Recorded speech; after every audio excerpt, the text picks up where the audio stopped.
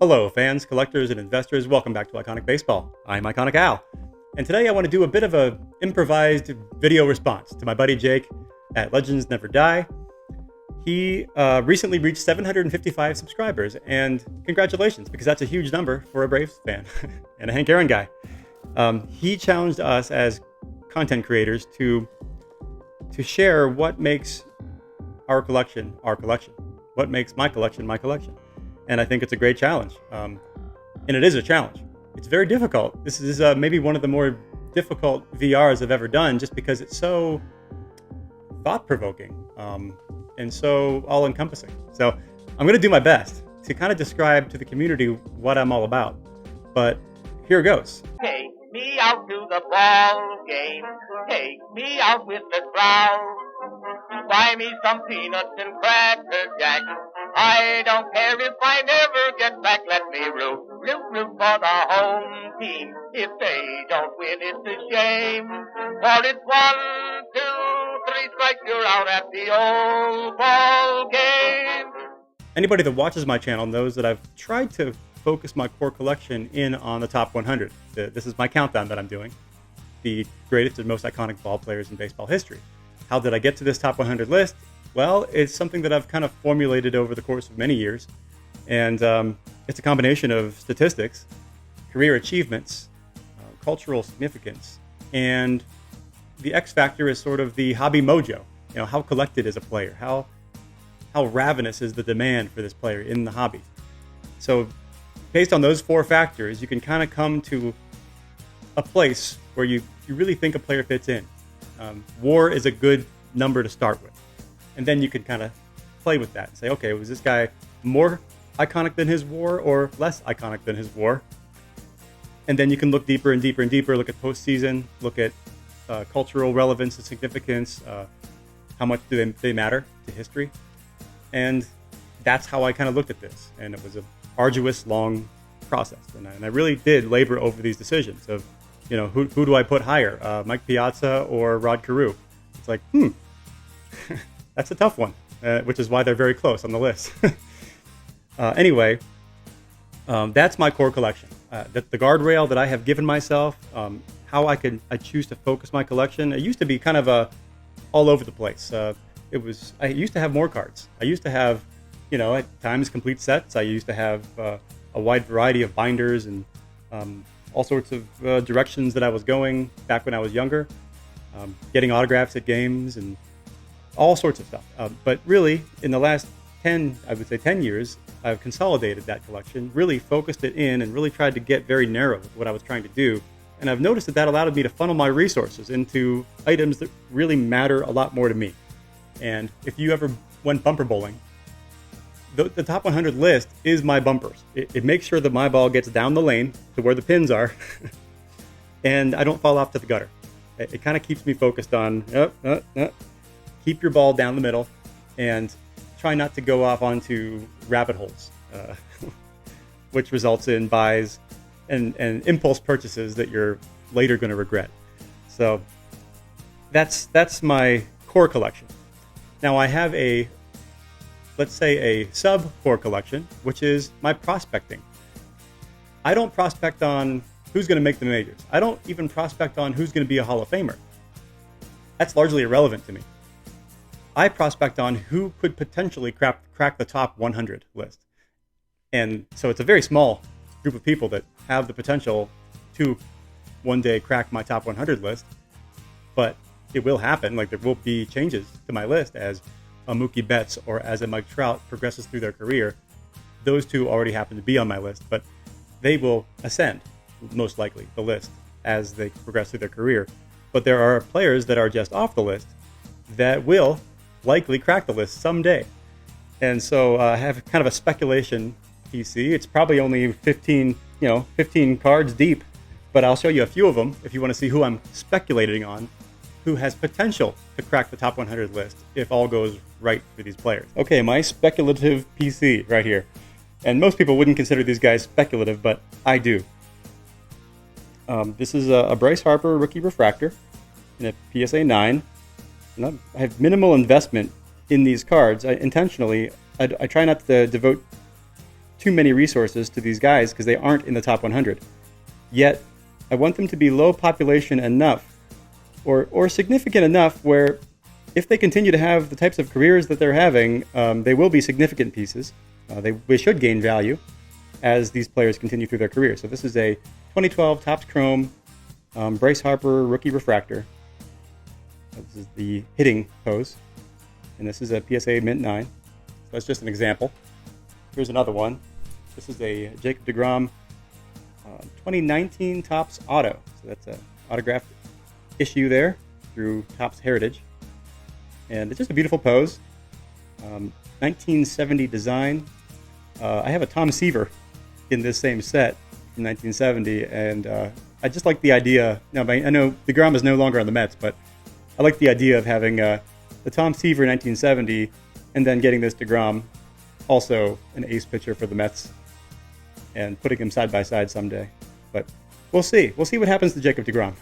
he could go either way. This is kind of a deeper cut. This is a Walker Buehler rookie auto. Long shot. You know, he's coming off of a Tommy John surgery, so I mean, we'll see what happens. But he's very cheap right now. Just FYI. This is a Gem Mint 10 rookie auto through 2018 Bowman Chrome. Just a beautiful card. Gem grade. Beautiful auto.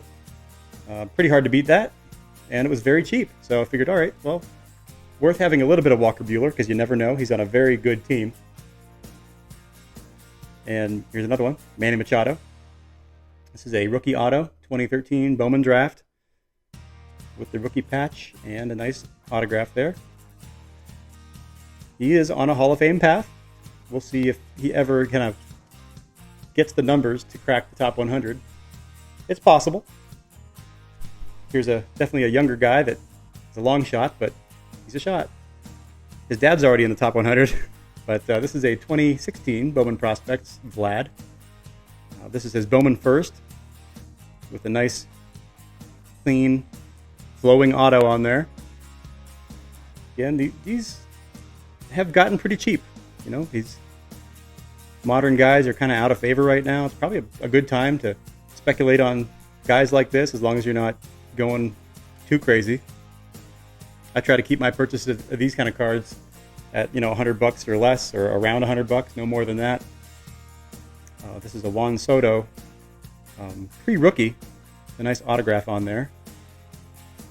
See, he's very young. He's young now, but wow, yeah, doesn't even look like Juan Soto in that picture. That's a 2017 Bowman Chrome Draft.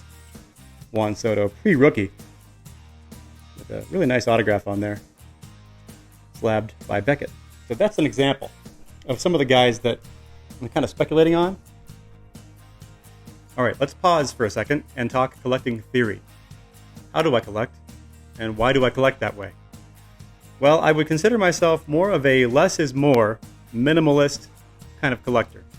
I believe that quality gets lost in quantity, and if you have too much, you end up having too much to enjoy at some point. You can't get through what you have, or even know what you have, to be able to access and enjoy it to its fullest potential. Also, it tends to fragment the value of what you own. And I've evolved to be that kind of a collector over many years. I used to have a larger collection, actually. I used to player collect Dave Justice and had complete sets. And then I player collected Cal Ripken and, had binders and binders and binders full of cards and boxes and boxes and boxes full of commons. I have pretty much jettisoned most of that. I don't own that stuff anymore. I have kept select items that really speak to me, like nostalgic kind of cards, and that's a side PC that we'll get to. But I really believe less is more when it comes to my collecting. And the best analogy that I can think of is the wedding analogy. Anybody that's gotten married and had to formulate a guest list, who are you going to invite to this wedding? Who's going to get the invitation to your wedding? I think of it this way. Well, there's this awkward period when you're doing that where you essentially have to rank your friends and family, which is extremely awkward. But you only have limited resources for this wedding. You have a fixed budget, presumably. You have the venue you rented, which is not infinite space. If you have a venue that only holds 100 people, you can't invite 800 people to your wedding. And then you have time. If you invited 3,000 people to your wedding, what is your quality of time going to look like with each one of those guests that comes? Or you even get to see everybody? Probably not. So in life, in my life, I'm a physical therapist. I'm a full-time physical therapist. I'm in healthcare. Therefore, I don't have much time. A lot of my day is devoted to my patients. I see 50 patients a week, and I'm out of the house a lot. I don't have a lot of time to be sifting through my cards. I'm in healthcare, so I don't have a lot of money. And my wife and I live in a 2-bedroom apartment, so our space is limited. I don't have garages and storage units and outbuildings to store my collection. So I have basically the area of a small closet to keep my collection. The way I see it, those limitations create structure, which actually helps in my collecting, because then I'm very intentional with what I purchase and what I'm buying, how much I'm spending, and does this deserve a place in my collection? And that's just the way I look at it. Just like when you're planning for a wedding in life, you only have limited money, you only have limited space, and you only have limited time to enjoy these cards or these items in your collection. And the more you have, the less time you have to enjoy each individual piece. Anyway, that's my 2 cents on collecting theory. Now on to the other segments of my collection that maybe you don't know about if you've just been seeing my videos. I have a nostalgia collection that basically is cards that they mean something to me. They've been given to me by a friend or a family member, or they are cards from my childhood that I still have sentimental attachment to. Maybe a card that I got signed by Brian Giles back in 1999 that carries no monetary value, but I love it. Or a Tony Womack signed card from back in the day when I was going to Pirate games. So I have a binder and basically a shoebox filled with those nostalgic kind of cards to me that probably wouldn't carry much value to just about anybody else, but they hold value to me. So I hang on to that. I call it my nostalgia collection. And then I am a Pittsburgher, lifelong Pirates fan. And so I have a Pittsburgh Pirates collection, I'll call it, where I have World Series programs, tickets, other items related to the Pirates, Hall of Famers that maybe didn't crack my top 100, like Ralph Kiner or High Trainer. Great Hall of Famers, or Bill Mazeroski, guys that didn't make my top 100, but I want cards of them because I'm a Pirates fan. So I maintain a Pirates side collection of significant items to Pittsburgh Pirates people like myself. So that's another side thing I have going. A lot of that I've showed on my other videos so far. And then finally, I have a small collection, maybe 15 cards of GOATs from other sports, where I have a couple Wayne Gretzky cards. I have a LeBron and a Kobe and some Michael Jordans and even a Tom Brady. So, it's a very small sub PC that I have, but I'll probably do another video and show those off. I don't want this to get too long and bore everybody, but I'll probably do another video to display, say, my nostalgia collection, or another video to display my Pirates PC in its full capacity, and my other sport GOAT collection. So that's basically what I do. But pretty much the core of my collection, and I would consider 90% of my collection is in that top 100, and what I'm basically displaying with my weekly videos on this channel. So there's still quite a bit of that collection that has yet to be unearthed and shown on YouTube. So stay tuned to my videos, and you'll continue to see my collection on a weekly basis. I'm trying to do 2 videos a week, and so we'll see. Hopefully I'll get through my top 100 by, I don't know, maybe by the National next year. That's what I'm hoping. Anyway, thank you, Jake. I just have one last thing for you here. All right, Jake, this one is for you. Since you referred to your contest as the Hank Aaron contest, being at 755, I figured, what better way to distinguish my collection as my collection than to unbox maybe the nicest Hank Aaron signed baseball anyone's ever seen. So here we go. This is an Upper Deck authenticated, limited edition signed baseball that is truly a jewel of my collection that I've had for a very long time. I don't get it out very often because it is so darn nice. And you don't want to get this kind of a ball exposed to light too much. But here we have it. This is an Upper Deck authenticated limited edition Henry Aaron signed baseball with it looks like it was signed yesterday, to be honest. Hand numbered out of 144 with the Upper Deck hologram. And dear God, it's just the nicest signed Hank Aaron baseball I've ever seen.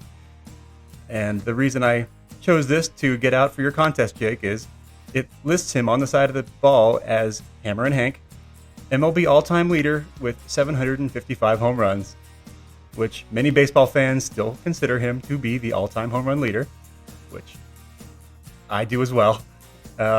Extra base hits, 1477, and the all-time MLB leader in RBIs at 2297. And this is a William White National League Baseball. But I wanted to get this out for you, Jake, because it is something I thought you'd enjoy. So here it is